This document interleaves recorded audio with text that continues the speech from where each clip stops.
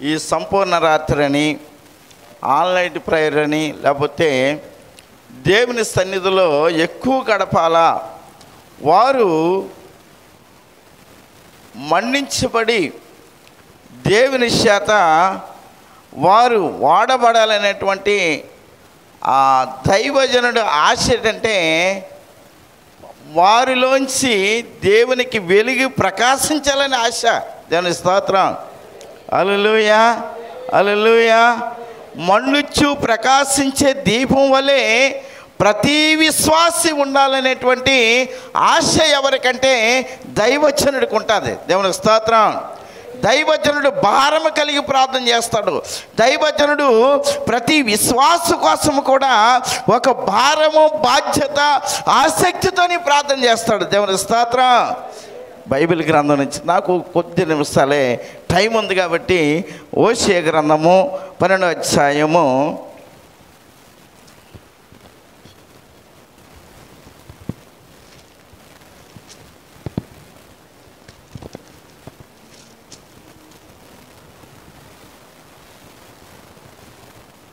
3వ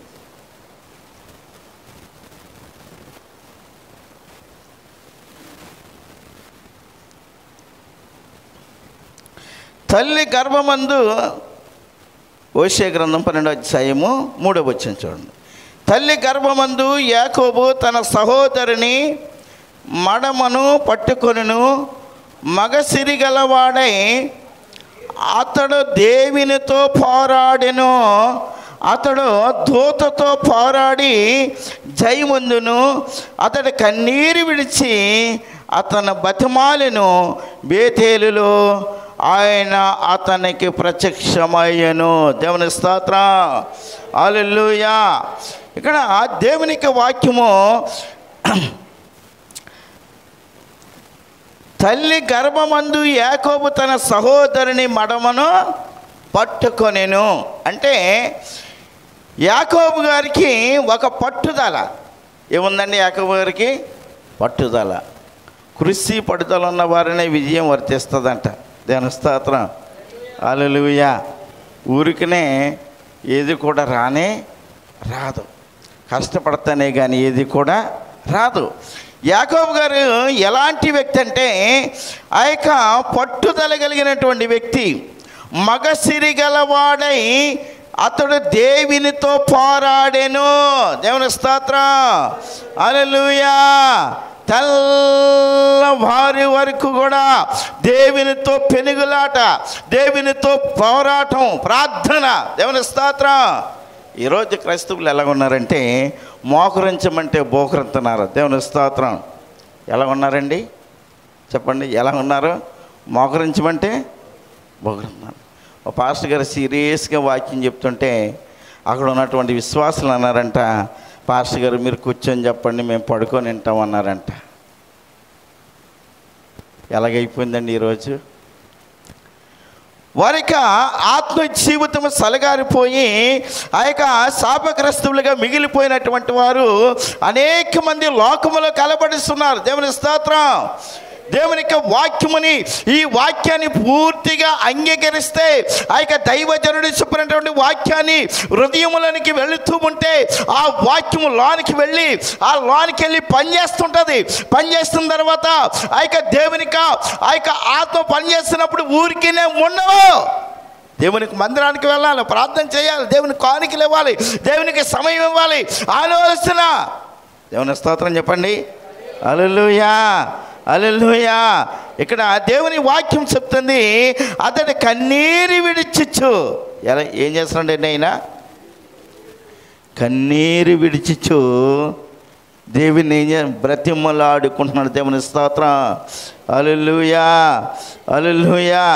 కన్నీరు విడిచిచ్చు ఆ యొక్క దేవుని సన్నిధిలో మొరపెట్టి ప్రార్థన చేస్తున్నాడు. దేవుని సన్నిధిలోని అతను కన్నీరు విడిచిచ్చు బ్రతిములాడుకుంటున్నాడు. దేవుని స్తోత్రం. హల్లెలూయా. ఎరిగి ఎరిగినే సెడిపోతిని, యేసుని గాయాలు రేపితిని. ఎరిగి ఎరిగినే సెడిపోతిని, యేసుని గాయాలు రేపితిని. మోసపోతిని దృష్టి తొలగితిన్, దాసుడని చూడనేమో.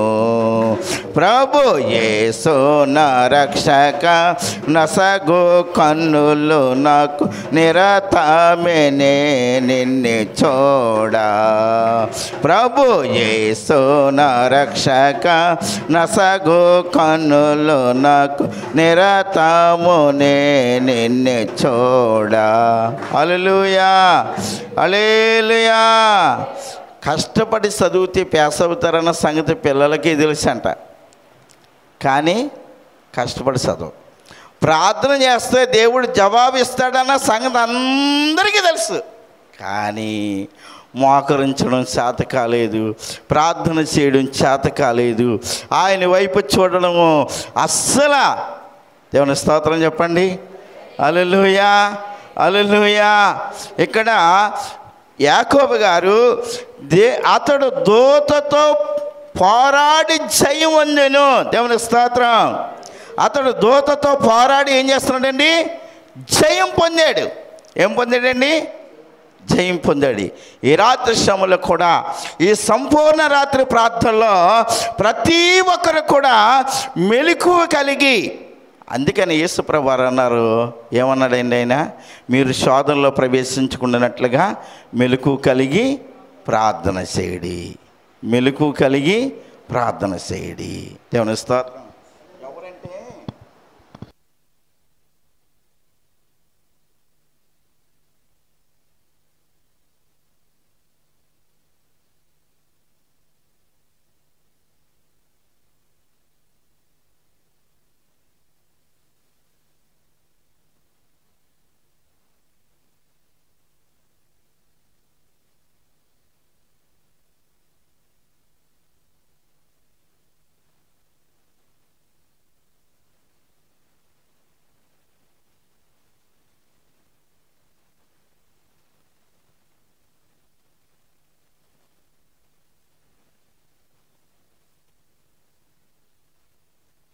ఎలా ఉందో చూడండి. దేవుని స్తోత్రం. హల్లెలూయా. ఆయన నీ కోసము, నా కోసము ఆయన గెత్సెమనే తోటలోని ప్రార్థన చేయగా సమట బిందువులు రక్త బిందువులుగా మారిపోయాయి అంట. దేవుని స్తోత్రం. భారము కలిగినటువంటి ప్రార్థన అది. ఏ ప్రార్థన అండి? అంతరంగంలో నుంచి వచ్చినటువంటి కన్నీటి ప్రార్థన రావాలి. దేవుని స్తోత్రం. హల్లెలూయా, హల్లెలూయా. స్తుతి, స్తుతి. అలాగుండనే ఒక్క వచనం చెప్పి నేను ముగిస్తాను చూడండి. కీర్తనలో 22:5 వచనం. 22:5 వచనం కీర్తనలో.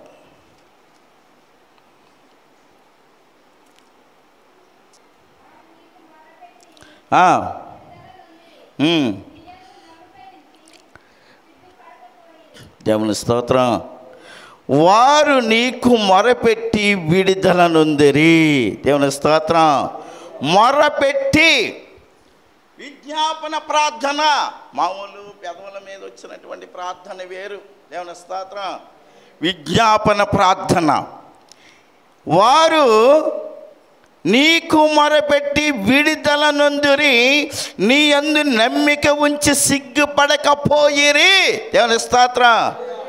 దానియేలు గారు ప్రార్థన చేయడానికి వీలు లేదన్నప్పుడు ఆయన చెప్పాడు, బాబు అనుకోలేదు. నీ తెలుసు కదా ప్రభా, మీరు అలా ఆఫ్ చేస్తారు కదా, నేనేం చేయను ప్రభా అని అనుకోలేదు. ఏం చేస్తాడు? ముమ్మారు మోకాళ్ళ మీద ఉండి ప్రార్థన చేస్తాడు. దేవుని స్తోత్రం. హల్లెలూయా, హల్లెలూయా.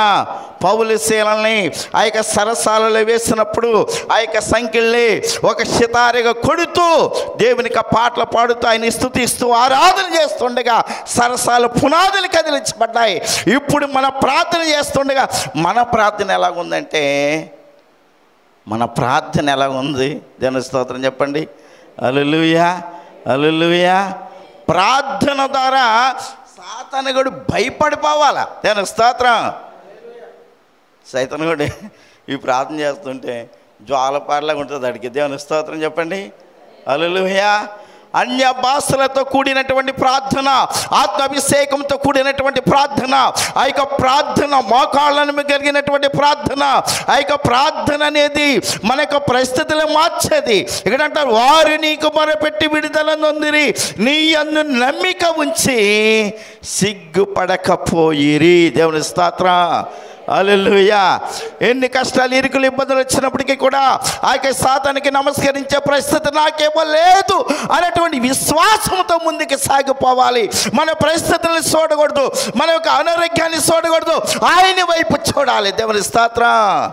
ఎంత భారమైన అది ఎంత దూరమైన, ఎంత దూరమైన అది ఎంత భారమైన, యేసు వైపు చూడు నీ భారమంత తీరు, యేసు వైపు చూడు నీ భారమంత తీరు, తీరానికి చేరు, తీరానికి చేరు. ఎంత దూరమైన అది ఎంత భారమైన, ఎంత దూరమైన అది ఎంత భారమైన, యేసు వైపు చూడు నీ భారమంత తీరు, తీరానికి చేరు, తీరానికి చేరు. హల్లెలూయా, హల్లెలూయా. దేవుని దానియేలు గారు దేవుని సేవించారు, ఆయనకి శ్రమలు రాలేదండి, రాలేదండి. దేవుని స్తోత్రం చెప్పండి. హల్లెలూయా. వారందరూ కూడా ఎవరి వైపు చూచారంటే ఆయన వైపు చూచారు, విజయము చూడగలిగారు. దేవుని స్తోత్రం. హల్లెలూయా. మనమండి జీవము గల దేవుని యొక్క బిడ్డలము. దేవుని స్తోత్రం. హల్లెలూయా. మామూలు వారం కానే కాదు. ఈ రాత్రి శ్రమలో ప్రార్థన అనేటువంటి శక్తితో నింపబడితే మనము ప్రతి శాపాన్ని, ప్రతి ఒక్క సాధనని కూడా జయించగలిగే శక్తి దేవుడు ఇచ్చునుగాక. ఈ కొద్ది మాటల దేవుడు దీవించి ఆశీర్వదించునుగాక. సమయించినటువంటి దైవజనులకు వందనాలు తెలియజేస్తూ ముగిస్తున్నాం. ఆమేన్.